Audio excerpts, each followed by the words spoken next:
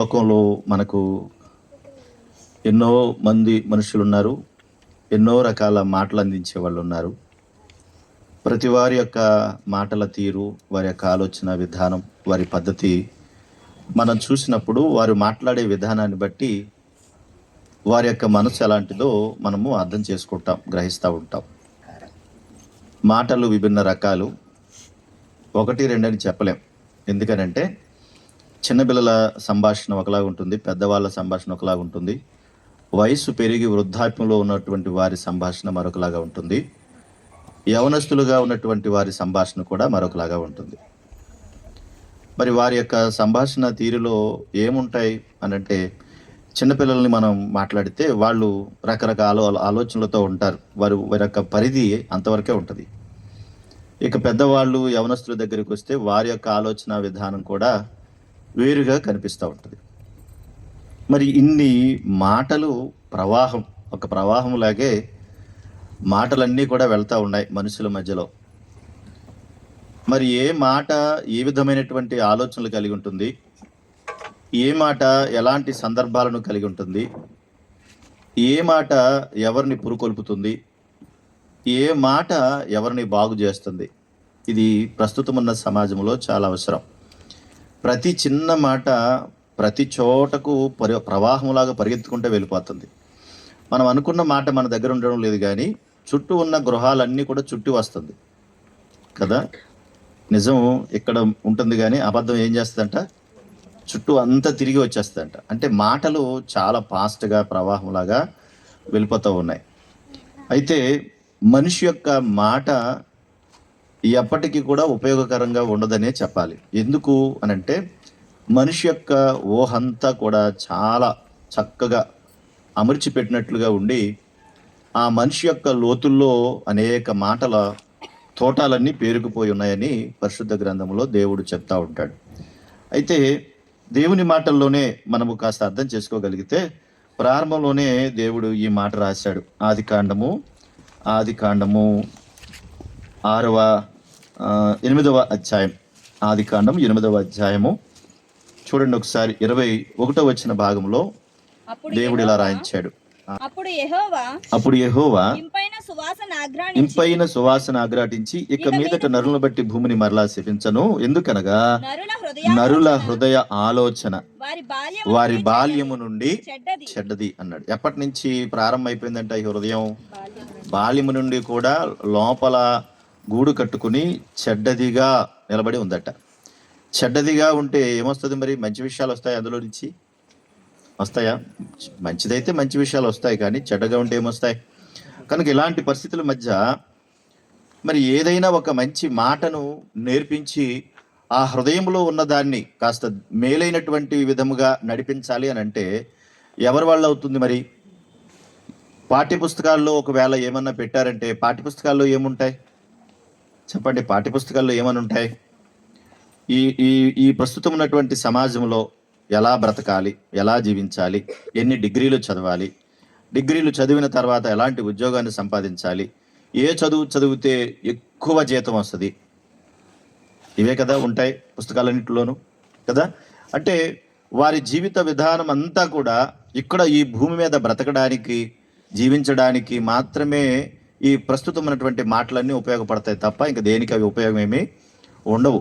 మరొక ఉన్నతమైనటువంటి స్థితిలోనికి వెళ్ళడానికి ఏమీ అవకాశం ఉండదు. తర్వాత ఈ మాటల యొక్క తీరు ఎక్కడి దాకా ఉంటుందనంటే, భూమి మీద బ్రతికినంత కాలం మాట్లాడుతూ ఉంటాం. తర్వాత ఆయుష్ అయిపోగానే మాటలన్నీ ఏమైపోతాయి? ఉంటాయా? ముగిసిపోతాయి కదా. చనిపోయినటువంటి వారు ఏమన్నా మాట్లాడతారా? మాట్లాడే అవకాశం ఉంటుందా అంటే ఏమీ అవకాశం ఉండదు.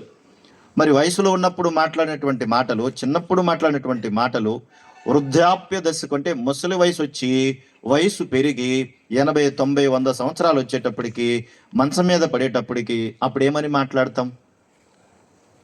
అప్పుడు నాకు ఇంకా బ్రతకాలనుందనే మాట మాత్రం మాట్లాడతాం, కానీ బ్రతకడానికి అవకాశమే లేనటువంటి పరిస్థితులు వస్తాయి. కనుక మన జీవితంలో ఏది ప్రాముఖ్యమైనదో, ఏది అవసరమో దానిని దేవుడు మార్గాన్ని మనకు అనుగ్రహింపచేస్తున్నాడు. ప్రతి ఒక్క జీవితంలోనూ సొంత తెలివితేటలు, సొంత జ్ఞానం ఉన్నప్పటికీ కూడా బ్రతికినప్పుడే ఉన్నటువంటి ఆ స్థితి చనిపోయేటప్పటికి ఉండదు గనక బ్రతుకున్నప్పుడు ఎలాంటి మాటలు నేర్చుకోవాలో, ఎలాంటి హృదయంలో ఎలాంటి మాటలు భద్రం చేసుకోవాలో వాటన్నిటినీ కూడా దేవుడు పరిశుద్ధ గ్రంథములో రాయించాడు. కనుక ఆ యొక్క మాటల ప్రవాహాన్ని చూసినప్పుడు నిజంగానే దేవుని యొక్క మాట ప్రతి వారిని బ్రతికిస్తుంది, ప్రతి వారిని పోషిస్తుంది, ప్రతి వారిని సంరక్షిస్తుంది, ప్రతి వారిని సరైనటువంటి మార్గంలోనికి తీసుకుని వెళ్తుంది. మనుషుల యొక్క మాట ముందుగా బాగుంటుంది, కానీ ఆ మాటలో అంత అసూయ ఉంటుంది, అంత కల్మషమే ఉంటుంది. ఎదుటివాడు బాగుపడుతున్నాడంటే చూడలేనట్టి పరిస్థితులు ఉన్నప్పుడు చెడ్డ సలహాలు ఇచ్చి వారి నాశనాన్ని కోరుకునే వారు ఎందరున్నారు? అసలు ఎవరూ లేరా? వాళ్ళు ఏమన్నా బాగున్నారనంటే వాడు వ్యాపారంలో లాసు చేయాలి, వాడి జీవితం అంతా పాడైపోవాలని వెనకాల ఉండి మంచి సలహా ఇస్తున్నట్టుగానే చెడ్డ సలహా ఇచ్చి వారి జీవితాల్ని బాగు చేసుకున్న వారు ఎందరో. అందుకే పరిశుద్ధ గ్రంథంలో దేవుడు ఏమన్నాడు?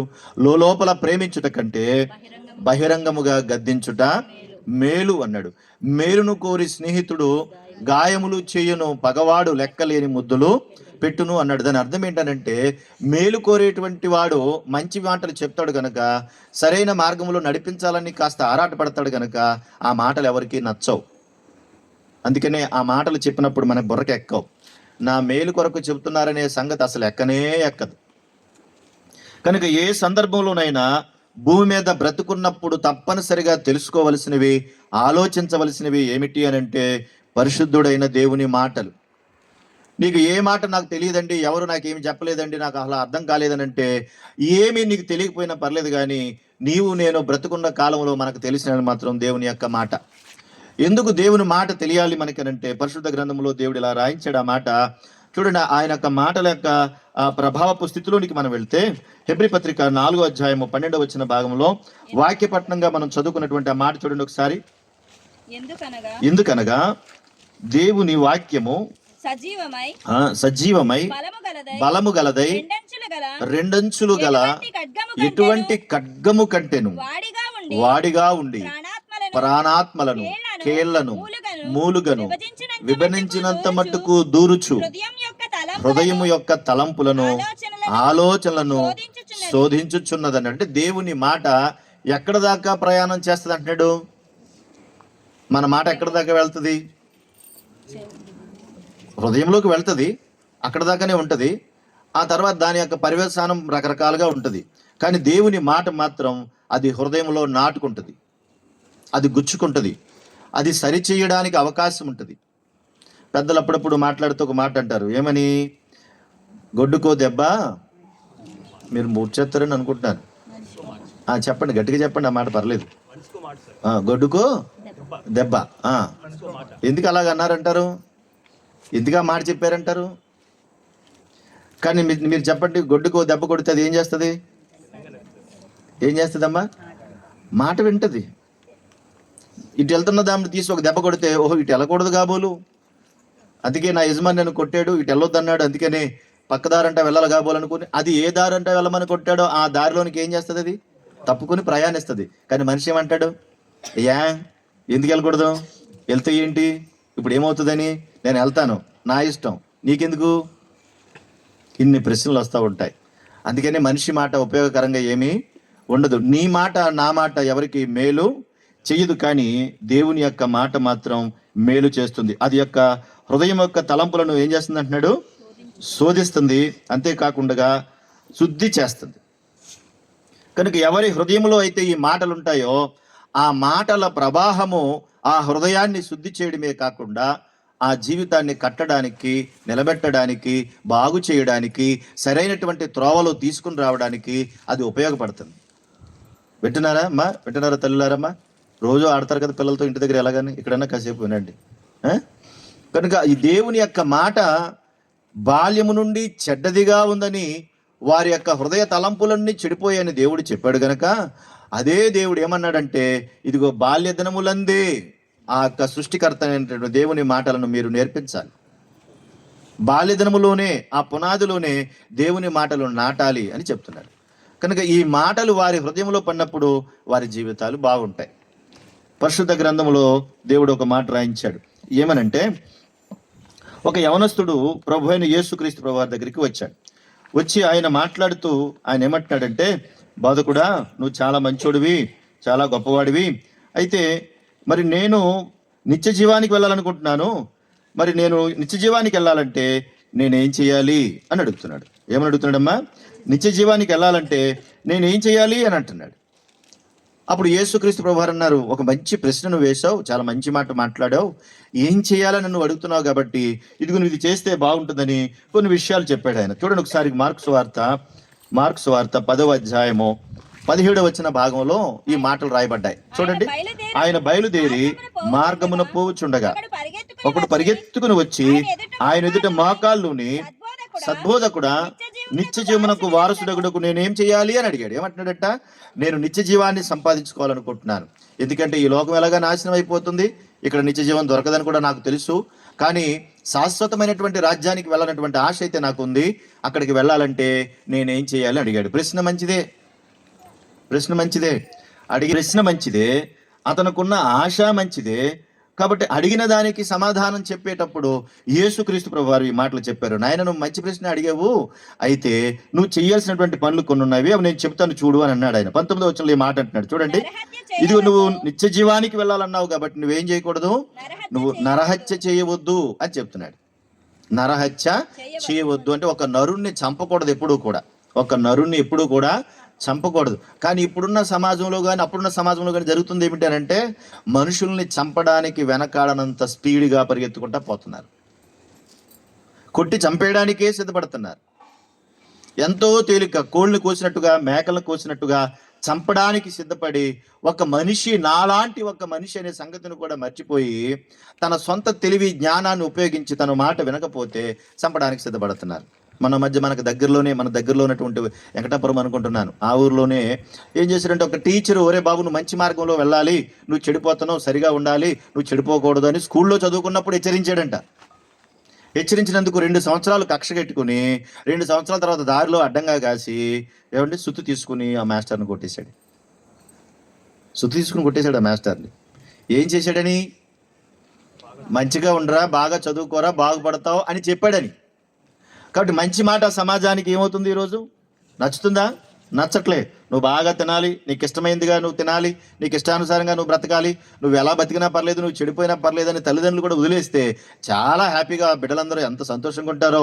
ఐ లవ్ యూ డాడీ అంటాడు, ఐ లవ్ యూ మమ్మీ అంటాడు. ఎందుకంటే నువ్వు ఎంత బాగా చూసుకున్నావు అంటే, నాకు కావాల్సిన ఫోన్ ఇచ్చేసావు, నాకు కావాల్సిన వస్తువులు ఇచ్చావు, నాకు కావాల్సిన తిండి పదార్థాలు ఇచ్చావు కాబట్టి నువ్వు ఎంత మంచోడు అంటాడు. తప్పమ్మా ఇలాంటి పనులు నువ్వు చేయకూడదురా అని అంటే వెంటనే ఏమంటారు? చెప్పండి. ఓ కొడుకు, ఎంతో కొడుకు, బుల్లు కొడుకు, ఇంత ఉంటాడేమో బుల్లు కొడుకు. ఆ బుల్లు కొడుకు అస్తమాను ఫోన్తో వాడుతున్నాడని, తప్పురా నాన్న ఇలాంటివి నువ్వు వాడకూడదురా అని అన్నాడని తల్లి చెప్పిందని, ఇలాగే చెప్తావు నువ్వు అని ఫోన్ లాక్కుని పక్కకెళ్ళిపోయి కూర్చుందని వాళ్ళమ్మ ఎవరో ఫోన్ వస్తే ఫోన్ మాట్లాడుకుంటావు అంటే, నా చేతిలో ఫోన్ లాక్కుంటావా మమ్మీ నువ్వు అని చెప్పి క్రికెట్ బ్యాట్ తీసుకుని నెత్తి మీద ఒక్కటేసాడు వాళ్ళమ్మని. ఏం చేశాడు? ఇంతకీ ఏం చేసింది వాళ్ళమ్మ అంటే ఫోన్ లాక్కుందని.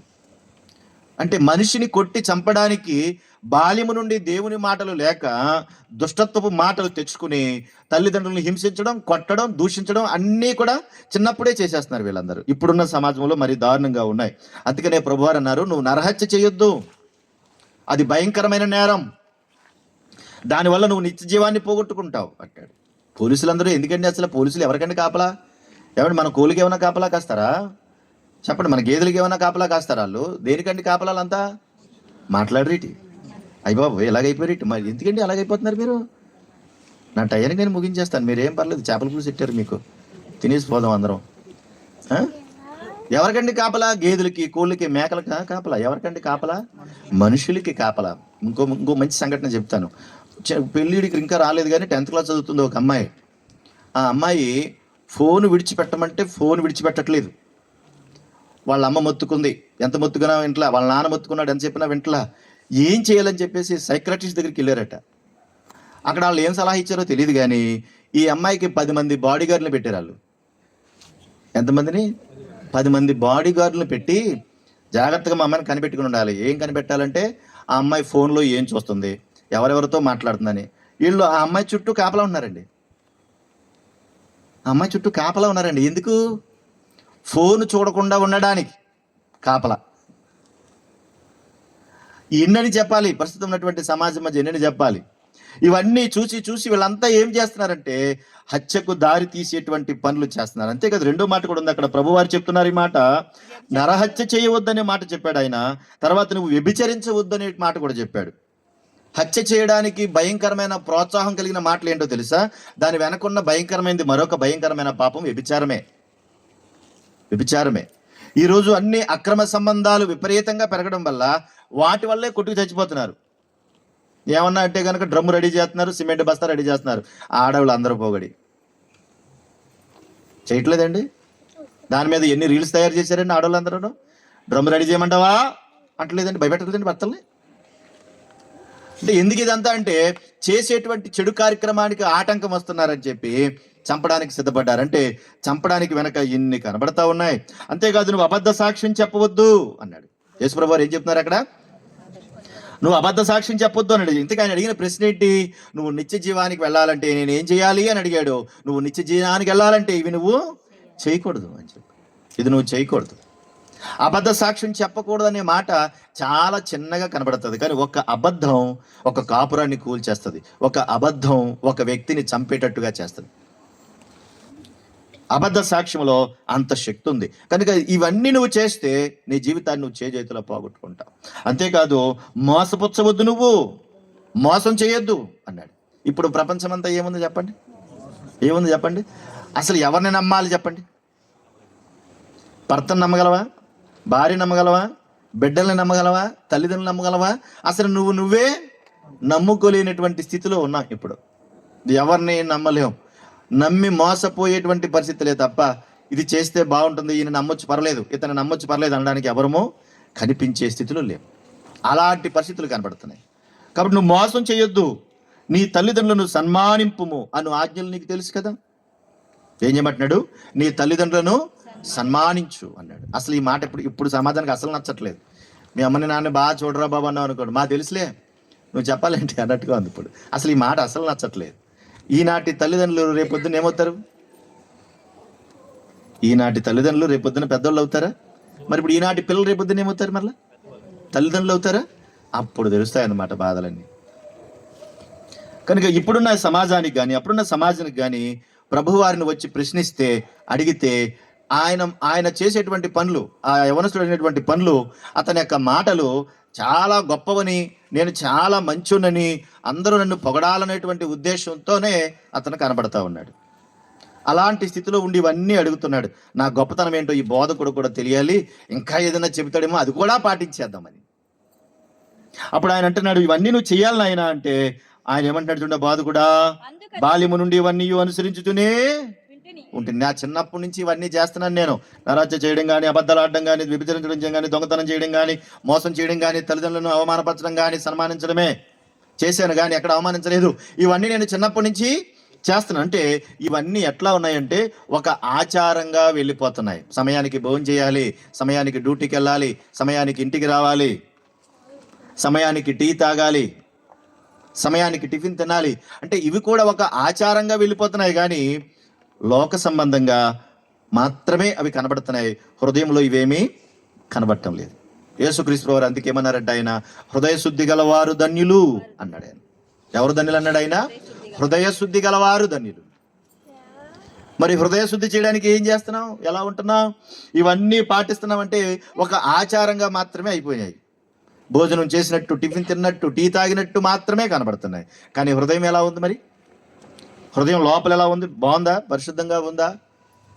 ఆ హృదయాన్ని చూడాలంటే దేవుని మాట తప్ప ఇంకా ఎవ్వరూ చూడలేరు, ఇంకెవరూ చూడలేరు. అందుకే దేవుని మాట ఏం చేస్తుందని చెప్పుకున్నాం, మనం ఇందా చదువుకున్నాం కదా. హెబ్రీ పత్రిక 4:12 చదువుదామా? మాట త్వరగా చదవండి. దేవుని వాక్యం సజీవమై బలము గలదై రెండంచులు గల ఎటువంటి ఖడ్గము కంటెను వాడిగా ఉంది. ఎక్కడ వెళ్ళిపోతుంది వాక్యం? దేవుని మాట ఎక్కడ దాకా ప్రయాణం చేస్తుంది? ఏ హృదయములో అయితే జబ్బుందో ఆ జబ్బుకు విరుగుడు మందు దేవుని యొక్క వాక్యం. ఎందుకంటే మనుషులు ఎవరు అక్కడికి వెళ్ళలేరు. దేనికి జబ్బు చేసినా ఏదో ఒక మందు ఇస్తారేమో కానీ హృదయానికి జబ్బు చేస్తే మందు లేదు. ఏ డాక్టర్ దగ్గరికి వెళ్ళినా ఓహో నీకు ఇలా ఉందంటే నీకు మెంటల్గా నువ్వు సరిగా లేవు, నీకు ఏదో అయిపోయిందని చెప్పేసి ఏయో మందులు రాసి పంపిస్తారు, అంతవరకే. కానీ హృదయానికి పట్టిన జబ్బు అయితే పోదు. దానివల్లే సమస్యలు, దానివల్లే గొడవలు, పోలీస్ స్టేషన్లు అన్నీ ఖాళీగా ఉండలేదు దానివల్లే. మరి ఎక్కడ చూసినా భక్తి పెరుగుతుందా తగ్గుతుందా చెప్పండి అమ్మా? భక్తి పెరుగుతుందా తగ్గుతుందా? తగ్గుతుందా? అసలు ఎక్కడ చూసినా భక్తులే కదా కనబడేది. ప్రపంచమంతా మనుషులు ఎక్కడ చూసినా ఎవరు కనబడుతున్నారు?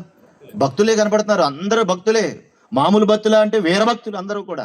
మరి అంతమంది భక్తులు పెరిగినప్పుడు వ్యభిచారం ఏమైపోవాలి? ఆగిపోవాలి. దొంగతనాలు ఏమైపోవాలి? ఆగిపోవాలి. అబద్ధ సాక్ష్యాలు ఏమైపోవాలి? ఆగిపోవాలి. పోలీస్ స్టేషన్లన్నీ ఏమైపోవాలి? ఖాళీ అయిపోవాలి. కానీ పోలీస్ స్టేషన్లు ఏమైపోతున్నాయి? అంతకంతకి నిండిపోతున్నాయి. అంటే ఏంటి? భక్తి పెరిగే కొలదు పోలీస్ స్టేషన్లు ఖాళీ అవ్వట్లేదంటే నీ భక్తి సరైన భక్తేనా? నువ్వు వెళ్ళే మార్గం సరైనదేనా? నువ్వు చేసేటువంటి పని సరైనదేనా? నా మార్గమే గొప్ప, నేను చేసేదే గొప్ప అని అనుకుంటున్నావు కానీ నీ చుట్టూ ఉన్న వారిని ప్రేమించేటువంటి మనసు నీకు లేదనంటే అది ఏ మనస్సు మరి? శరీర సంబంధమైనదే కదా. కనుక యేసుక్రీస్తు ప్రభువు వారి మాట చెప్పారు ఏమనంటే, నిన్ను వల్లే నీ పొరుగు వారిని నువ్వేం చేయమన్నాడు ఆయన? ప్రేమించు అన్నాడు. అంటే నీ హృదయంలో దేవుని వాక్యం ఉంటే ప్రేమించగలుగుతావు, అది లేకపోతే ప్రేమించలేము. కాబట్టి ఎవరి హృదయంలో అయితే దేవుని మాట ముద్రించబడుతుందో ఆ హృదయం శుద్ధవుతుంది. Praise the lord. తప్పనిసరిగా శుద్ధవుతుంది. కనుక పైన ఉన్నటువంటి వేషం, నువ్వు ఎన్ని రకాల వేషాలు వేసుకున్నా, సంఖలో బైబిల్ వేసుకుని ఊరంతా తిరిగినా, నీ బ్రతుకు సరిగా లేకపోతే నీ వల్ల దేశానికి ఉపయోగం లేదు, నీ వల్ల సమాజానికి ఉపయోగం లేదు, నీ వల్ల నీ కుటుంబానికి కూడా ఉపయోగం లేదు కదా. నీ ప్రవర్తన తీరు మారాలి, నీ ఆలోచన విధానం మారాలి. నీ మంచి ప్రవర్తన వల్ల నీ ఇంట్లో వాళ్ళు సంతోషించాలి, నీ చుట్టూ ఉన్న వారు సంతోషించాలి. ఏ దేశంలో అయితే మనం బ్రతుకుతున్నామో మన దేశానికి మేలు జరగాలి. అది నిజమైనటువంటి దేవుని వాక్యపు శక్తి. ఆ వాక్యము ఎవరి హృదయంలో ఉంటే ఆ హృదయం ముద్రించబడుతుంది. డిఎల్ మూడీ అనేటువంటి ఒక ఆయన, అతను ఒకసారి ట్రైన్లో ప్రయాణం చేసుకుంటూ వెళ్తున్నాడంట. ఆయన ప్రయాణం చేసుకుంటూ వెళ్తుంటే కుర్రోళ్ళందరూ బ్యాచ్ కూర్చుని అంకుల్ అన్న పిలిచారట. చెప్పండి అంకుల్, చెప్పండి అని పిలుస్తుంటే ఏంటి ఆయన చెప్పండి అని అంటే, వాళ్ళు ఆ ట్రైన్లో కూర్చుని మాకు కాలక్షేపం అవ్వట్లేదని చెప్పి అందులో నుంచి ప్యాక్ అట్ట ఆడుకుందాం అని చెప్పి ప్యాకలు తీశారట. ప్యాకలు తీసి అన్నారంట కదా, అంకుల్ మీరు కూడా వచ్చి చేస్తారా అన్నారట. ఏమడిగారంట? మీరు కూడా వచ్చి చేస్తారా అంటే ఆయన అన్నాడంట, నాకు చేతులు లేవు అన్నాడంట. ఆయన అదేంటి అంకుల్ భలే మాట్లాడుతున్నారు విచిత్రంగా, మీకు 2 చేతులు ఉన్నాయి కదా, చేతులు లేవంటారంటే ఈ చేతులు నాయ కాదు అన్నాడంట. మీకు కాకపోవడం ఏంటి, మీ దగ్గరే ఉన్నాయి కదా అంటే, ఈ చేతులు నా యేసయ్యకి ఇచ్చేసాను, ఈ చేతులు నా ప్రభువుకి ఇచ్చేసాను అన్నాడట. అదేంటి అంటే, అవును ఒకప్పుడు ఈ చేతులు నా చేతులే, ఈ చేతులతో నేను ఏమేమి చేయకూడదో అన్నీ చేశాను. మీరు చిన్నపిల్లలు, చాలా చిన్నపిల్లలు, ఇప్పుడు మీరు ఏం చేస్తున్నారు మీకన్నా ఎక్కువగా చేశాను. కానీ నా పాపపు స్థితి నాకు అర్థమైన తర్వాత ఈ చేతులను, నా దేహాన్ని, నా అవయవాలు నా ప్రభువుకి ఇచ్చాను. కాబట్టి ఇప్పుడు ఈ చేతులు నా చేతులు కాదు, ఆయనకి ఇచ్చేసాను అన్నాడు. ఇప్పుడు చూడండి, మరి ఇంతకుముందు చేసినటువంటి పనులు ఇప్పుడు చేయలేం, ఇంతకుముందు మాట్లాడిన మాటలు ఇప్పుడు మాట్లాడలేవు. ఎందుకంటే నీ హృదయం బాగుపడింది కాబట్టి, నీ హృదయం శుద్ధి అయింది కనుక. మరి శుద్ధి కాకపోతే నీ పాత జీవితం ఎట్లా ఉందో అలాగే ఉంటుంది. కనుక యేసుక్రీస్తు ప్రభువు వారు చెప్పేది ఏమిటంటే, నిన్ను వల్లే నీ పొరుగువాడిని ప్రేమించు, నీ హృదయం నాకు అర్పించు అన్నాడు. ఈ యవనస్తుడితో మాట్లాడినప్పుడు యవనస్తుడు అన్నాడు, నువ్వు చెప్పిన మాటలు నేను చిన్నప్పటి నుంచి చేస్తున్నాను, ఈ చెడు కార్యాలు ఏమీ నేను చేయలేదు, ఒక ఆచారంలాగానే వెళ్ళిపోతున్నాను, చాలా హ్యాపీగా ఉన్నానంటే, అయితే నీకు ఒకటి కొదువుగా ఉందని చెప్పి యేసుక్రీస్తు ప్రభువు వారు మరొక మాట చెప్పాడు ఆయనకి. ఆ మాట కూడా చూద్దాం, ఒకసారి చూద్దామా. మార్కు సువార్త 10వ అధ్యాయము 21వ భాగాన్ని చదువుతున్నాను. యేసు అతన్ని చూచి అతన్ని ప్రేమించి నీకు ఒకటి కొదువుగానున్నది. చూసారా, ఇంతకుముందు చెప్పినన్ని మంచిగానే చెప్పావు, బాగుంది, వెరీ గుడ్, మంచి విషయాలే చేశావు, బాగానే ఉంది. అయితే నీకు ఒకటి కొదువుగా ఉంది, నీవు వెళ్ళి నీవు కలిగినవన్నీ అమ్మి బేదలకిమ్ము, పరలోకమందు నీకు ధనము కలుగును, నీవు వచ్చి నన్ను వెంబడించమని చెప్పాను. అంటే వాళ్ళ తల్లిదండ్రులు అందరూ కూడా చిన్నప్పటి నుంచి మంచి విషయాలు నేర్పారు, కానీ ఏమి నేర్పలేదంటే ఈ భూమి మీద మనం బ్రతకడానికి అవసరమైనటువంటి ఆస్తి కూడగట్టుకోవాలి అని నేర్పించారు. అన్ని మంచి విషయాలు చెప్పారు, నాయన జాగ్రత్తగా బతకాలి, జాగ్రత్తగా, వెరీ గుడ్, వెరీ గుడ్. కానీ ఏం చెప్పలేదు, ఈ భూమి మీద బ్రతికినంత కాలము డబ్బు లేకపోతే మనకు విలువ లేదు, కాబట్టి మనం ధనాన్ని బాగా సంపాదించుకోవాలి, బాగా కూడగట్టుకోవాలి అని చెప్పారు. కాబట్టి తన దృష్టి అంతా ఎవరైనా పెట్టాడు, ఇప్పుడు ఆ ధనం మీద పెట్టాడు. ఇప్పుడు ప్రభు ఏమన్నాడు, నీకున్న లోటు అదే. కాబట్టి ఇప్పుడు నీ ధనాన్ని అంతా ఏం చేయాలి? ఏం చేయాలమ్మా? నీకు అమ్మి బీదలకు ఇచ్చి నువ్వు వచ్చి నన్ను వెంబడించు. ఎందుకు? నువ్వు అడిగిన ప్రశ్న ఏంటి? నిత్య జీవానికి వెళ్ళడానికి నేను ఏం చేయాలి అన్నావు కదా. వెళ్ళాలంటే ఈ లోటు కూడా నీకు తీరాలి. ఇప్పుడు ప్రపంచం అంతా దేని చుట్టూ తిరుగుతుంది అనుకుంటున్నారు? ఈ ధనం చుట్టూనే. ఇప్పుడు అటు ఇరాన్ ఇటు అమెరికా యుద్ధాలు ఎందుకు జరుగుతున్నాయి అనుకుంటున్నారు? ఆ ధనం కోసమే. ఇది నాది, అది నాది, ఇది నాదని కొట్టుకుంటూ ఎందుకు తిరుగుతారు అనుకుంటున్నారు? ఆ ధనం కోసమే. స్థలాల కొరకు కొట్లాట, ధనం కొరకు కొట్లాట, ఎలా దోచుకోవాలో, ఎలా తినాలో, ఎలా సంపాదించుకోవాలో, ఇవన్నీ కొట్లాటలు దేనికంటే? ఆ ధనం కోసమే. కనుక ఈ ధనం ఏం చేస్తుందంటే మనుషుల మధ్య చిచ్చు పెడుతుంది, కొట్లాట్లు పెడుతుంది, అన్నదమ్ములను విడదీస్తుంది, తల్లిదండ్రులు చంపుతుంది, బిడ్డల్ని చంపుతుంది, వ్యసనాలకు బానిసలయ్యేటట్టుగా చేస్తుంది, సమాజంలో మనశ్శాంతి లేకుండా చేస్తుంది, బాగా తాగమంటుంది, బాగా తినమంటుంది. ఎవరు? ఆ ధనమే. ఆ ధనమే. కాబట్టి ధనం లేకపోతే ఎలాగంటే అవసరానికి కొంత అవసరం అంతే. కానీ అదే జీవితం అయితే కాదు అని యేసుక్రీస్తు వారు చెప్తున్నారు. అదే జీవితం కాదు నాయన అని. అందుకే ఎంతమంది డబ్బున్న వాళ్ళైనా ఏమైపోతారు? కడకి ఏమవుతారు? ఎక్కడికి వెళ్ళిపోతారండి? ఈ మట్టిలోనే పూడ్చిపెట్టారు. మొన్న మధ్య ఒక సినిమా యాక్టర్ ఎవరో ఆవిడ, పెద్ద ఆవిడ, ఎన్నో సినిమాల్లో యాక్ట్ చేసింది ఆవిడ. ఆవిడ సంపాదన ఏమైందో తెలియదు, ఎలా ఉందో తెలియదు. జబ్బు చేస్తే వాళ్ళోళ్ళు తీసుకొచ్చి నడి రోడ్డు మీద వదిలేసిపోయారు. రోడ్డు మీద వదిలేసిపోయారు. కర్ర పట్టుకుని దడదడదడలాడుతూ వణుకుతూ ఉంది. నా బతికెలగా, నా జీవితం ఎలాగని వణుకుతుంది. ఒక వయస్సు పెరిగి పెద్దవాళ్ళు అయ్యేటప్పటికి జీవితం అంతా కూడా కృంగిపోద్ది. నెగనెగలాడుతున్న నీ ముఖం ఒడిలిపోద్ది. నీ అందచందాలన్నీ మాయమైపోతాయి. నీ డాబు, నీ దర్జా అంతా కూడా మాయమైపోద్ది. ఇక్కడి నుంచి పట్టుకెళ్ళేది ఒక పైసా కూడా ఉండదు. అంత భయానకమైనటువంటి స్థితిలోకి వెళ్ళిపోతాం. అది మానవ జీవితం. అదే మానవ జీవితం. కనుక ఏనాడు ఏం జరుగుతుందో ఏమిటో మనకి ఏమీ తెలియదు. ప్రభువారి మాట పరిశుద్ధ గ్రంథములు ఇలాగే చెప్పాడు. అందుకనే రేపేమి సంభవించునో మీకు తెలియదు, మీకు తెలియదు, మీకు తెలియదు అన్నాడు. చాలా మంది భవిష్యత్తు చెప్పేస్తూ ఉంటారు కదా, కానీ వాళ్ళ భవిష్యత్తు వాళ్ళకి మాత్రం తెలియదు. ఓ చోట ఇలాగే చిలక జోష్యం చెప్తున్నాడంటే ఒక ఆయన చిలక జోష్యం చెప్తూ ఉంటే, రామ్మ చిలక జోష్యం చెప్పమ్మా రామ్మ అని అంటే ఈలోగా కుక్కొచ్చి చిలక ఎత్తుకుపోయిందంట. ఎత్తుకుపోతే ఆడు దాని వెనకాల పడ్డాడు, నాశలకో అని. ఇంతకీ అందరి భవిష్యత్తు చెప్పింది కానీ దాని భవిష్యత్తు దానికి తెలిసిందా? ఒకవేళ ఆడి భవిష్యత్తే బాగుంటే చిలకనేసుకుని రోడ్లు అంటే ఎందుకు తిరుగుతాడు? చెప్పడు, తిరుగుతాడా? కనుక ఎవరి భవిష్యత్తు ఎవరికి కూడా తెలియదు. ఏ సమయానికి ఏం జరుగుతుందో కూడా తెలియదు. వెళ్తూ గుండాకి చనిపోయిన వాళ్ళు ఉన్నారు, తింటూ చనిపోయిన వాళ్ళు ఉన్నారు, మాట్లాడుతూ చనిపోయిన వాళ్ళు ఉన్నారు, పడుకున్న వాళ్ళు పడుకున్నట్టే చనిపోయిన వాళ్ళు ఉన్నారు. ఏమన్నా పట్టుకుని వెళ్ళారా? ఏమీ లేదు. కనుక ఈ కొద్దిపాటి జీవితంలో నీకు నాకు అందరికీ కావలసింది స్వచ్ఛమైన, నిర్మలమైన, పాల వంటిదైన దేవుని యొక్క వాక్యం. ఆ వాక్యం నీ హృదయంలో భద్రం చేయబడితే ఎంత బాగుంటావో. అది నీ హృదయాన్ని శుద్ధి చేస్తుంది. రేపు చనిపోయిన తర్వాత కూడా ఏమీ పర్వాలేదు, నా ప్రభు ఒక రాజ్యాన్ని నాకు సిద్ధం చేశాడు, ఆ ప్రభు రాజ్యంలో నేను ఉంటానని ఆనందపడేటువంటి అవకాశాలు కలుగుతాయి. అందుకనే నేనైనా మీరైనా ఎవరమైనా కూడా ఈ భూమి మీద బ్రతికినంత కాలము ఎంత సంపాదించామని కాదు, నీ హృదయాన్ని ఎంత బాగా కాపాడుకున్నావు అన్నదే ముఖ్యం. ఉండడానికి చిన్న గూడు కావాలి, తినడానికి ఆహారం కావాలి, ఇవి కనీస వసతులు కావాలి, అవసరమే. అవి మాత్రం జీవితం అయితే కాదు. కనుక ఈ మాటలను దృష్టిలో పెట్టుకుని యేసుక్రీస్తు ప్రభువారు ఈ భూమి మీదకి వచ్చిన తర్వాత ఆయన చేసినటువంటి బోధనలు విన్నటువంటి వారందరూ కూడా ఎంతో సంతోషంతో వారి జీవితాలని కాపాడుకుంటూ వచ్చారు.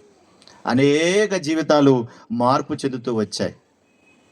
ఒకవేళ ఇప్పటి వరకు ప్రభు యొక్క మాట నీకు తెలియకపోతే ఇప్పుడైనా ఆ మాటను కాస్త ఆలోచించి అర్థం చేసుకో.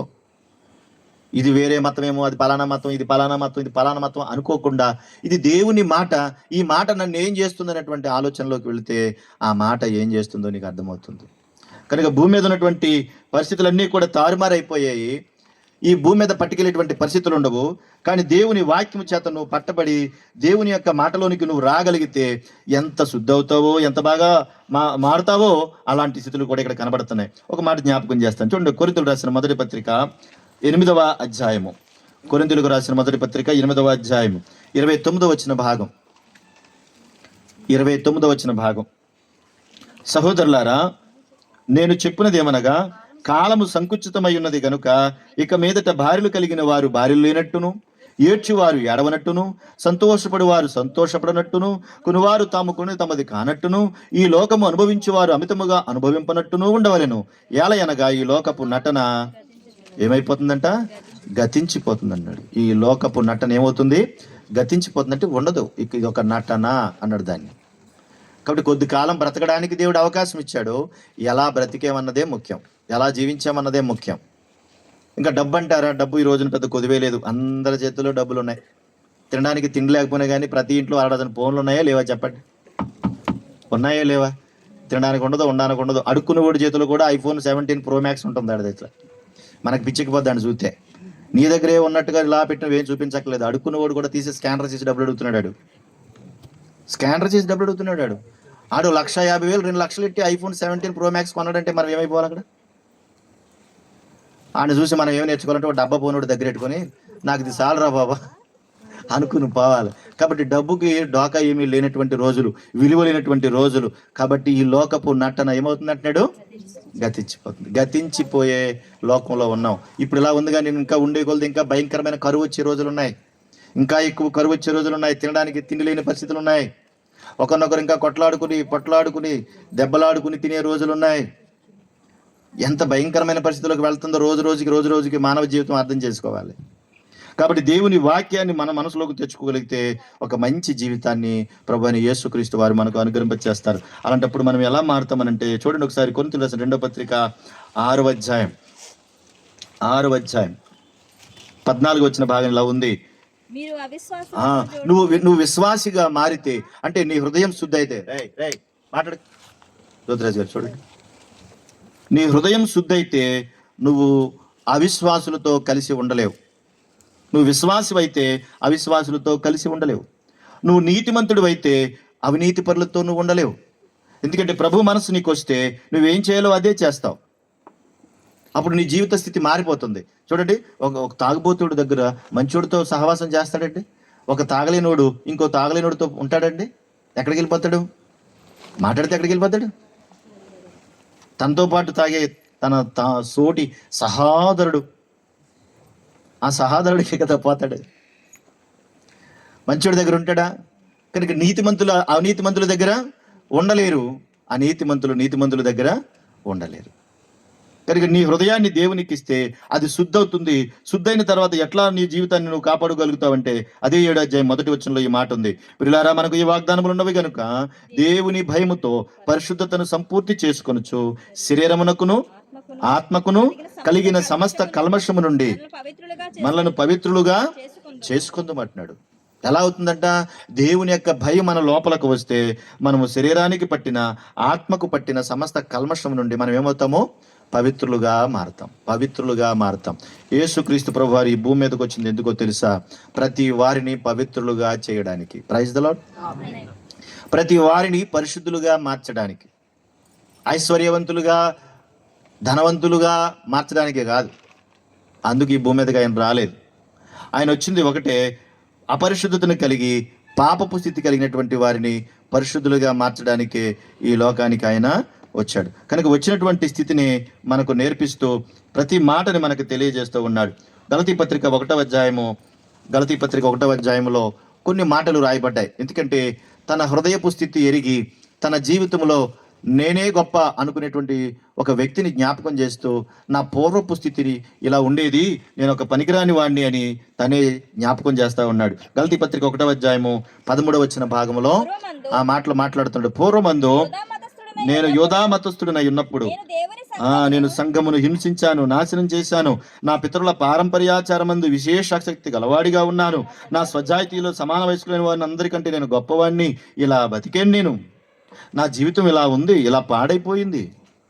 పూర్వంలో నేను చేసేటువంటి పనులు సామాన్యమైన పనులు కాదు, ఆ పనులలో నేను చాలా గొప్పవాడిని అన్నాడు. అంతేకాదు తిమోతికి రాసిన 1వ పత్రిక 1వ అధ్యాయం 12వ వచ్చిన భాగంలో కూడా కొన్ని సంగతులు చెప్తున్నాడు. ఆ మాటలు కూడా చూడండి తొందరగా.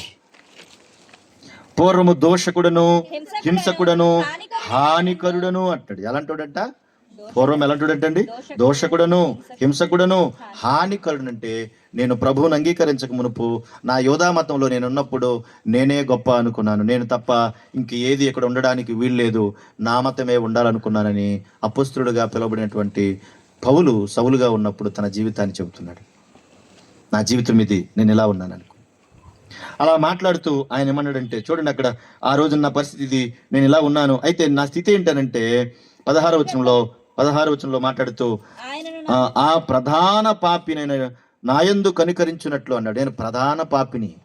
ఎవరంటే ఆయన పాపులలోనే నేను ప్రధాన పాపిని. ఎందుకంటే చాలా మందిని హింసించాను, చాలా మందిని కొట్టాను, చాలా మందిని తిట్టాను, చాలా మందిని చంపాను అన్నాడు.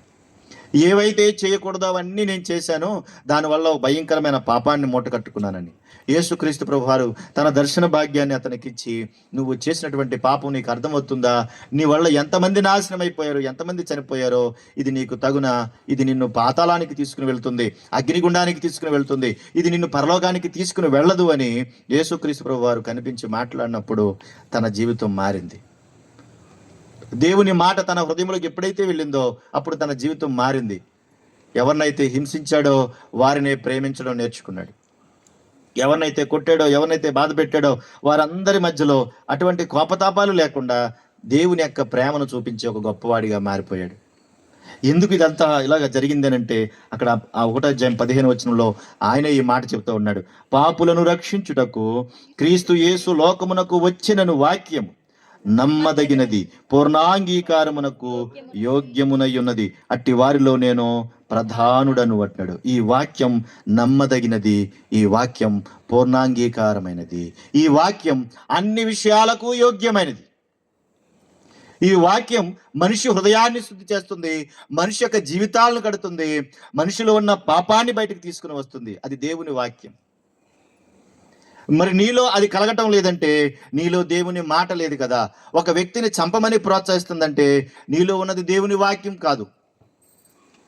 కనుక ఆనాడు సౌలుగా ఉన్నటువంటి అతని జీవితాన్ని పౌలుగా మార్చినటువంటి ఆ వాక్యమే ఈరోజు కూడా మన మధ్యలో పనిచేస్తూ ఉంది. కనుక దేవుని మాటకు చోటిస్తావా? దేవుని మాటకు విలువనిస్తావా? ఆ మాట నీ లోపలికి రావడానికి నీ హృదయాన్ని తెరుస్తావా? అప్పుడు చూడు ఎన్ని అద్భుతాలు, ఎన్ని మేలులో. ఈ చిన్న చిన్న అద్భుతాలు మేలులు కాదు, ఈ పనికిరానాట్ల గురించి కాదు. నూనె డబ్బాలట్టుకుని తిరగడం, యేసు రక్తమే చేయమని గట్టిగా అరవడం, హల్లెలూయా హల్లెలూయా అని కేకలేయడం, ఇలాంటివి కాదు. ఇవన్నీ చీప్ ట్రిక్స్ అంటారు వీటిని. చాలా భయంకరమైన ట్రిక్స్ అంటారు వాటిని. అవి ఏమీ ప్రభువారు చెప్పలేదు. అలాంటి కార్యాలు చేయమని దేవుడు ఏం చెప్పలేదు. నీ హృదయాన్ని బాగు చేసుకో, నీ జీవితాన్ని కట్టుకో. నీకున్న శాశ్వతమైనటువంటి జీవితం ఒకటి ఉంది, అది నీ ఆత్మకు ఉంది. కాబట్టి ఆ ఆత్మను రక్షించుకోవడానికి నా మాట నీ హృదయంలో పెట్టుకో అని చెబుతున్నాడు ఆయన. కాబట్టి మనం ఎంతకాలం ఉంటాం చెప్పండి? ఈ లోకపు నటన ఏమవుతుంది?